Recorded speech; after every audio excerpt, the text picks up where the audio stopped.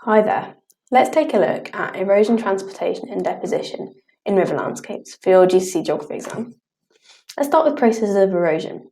Erosion is the wear and wear of rock using movement, and it happens in the upper to middle course of the river or sea in higher energy conditions.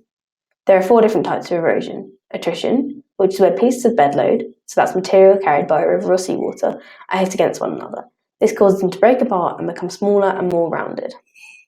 Hydraulic action, which is where the force of the river hits against the riverbed and banks and causes the rock to break off. Solution, which is where soluble rocks are dissolved by the water in the river or sea, limestone and chalk in particular. They are carried along with the river or sea. Finally, abrasion, which is where pieces of rock are picked up by the river or seawater and hit against the bed or banks, which wears them away. So let's quickly recap. What are the different processes of erosion? There's solution, abrasion, hydraulic action, and attrition. Now let's look at processes of transportation. There are 4 main ways rivers transport sediment. Solution, which is where rocks that are soluble are dissolved by the water in the river, limestone and chalk in particular, they're then carried along with it. Suspension, which is where silt, sand, clay or other material, and sand particles are held in the river and are carried along. Siltation, which is where small sand and gravel particles are bounced along the riverbed. And finally, traction, which is where large rocks and boulders are dragged along by the river. So quickly recapping, those different processes of transportation are suspension, siltation, solution and traction.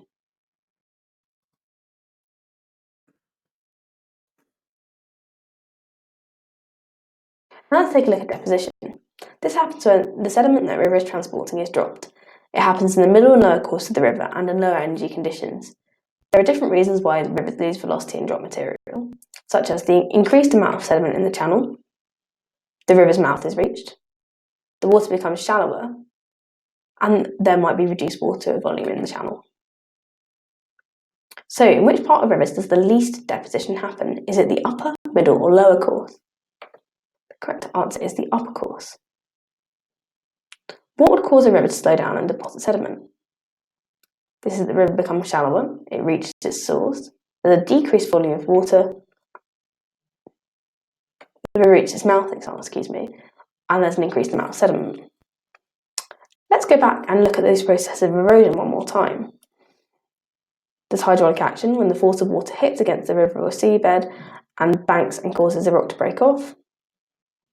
Then there's another one, which is where pieces of rock are picked up by the river or seawater and hit against the bed or banks. And this is called abrasion. And there's another one, which is where pieces of bed load hit against one another. This is attrition, solution. Soluble rock is dissolved by the water in the river or sea.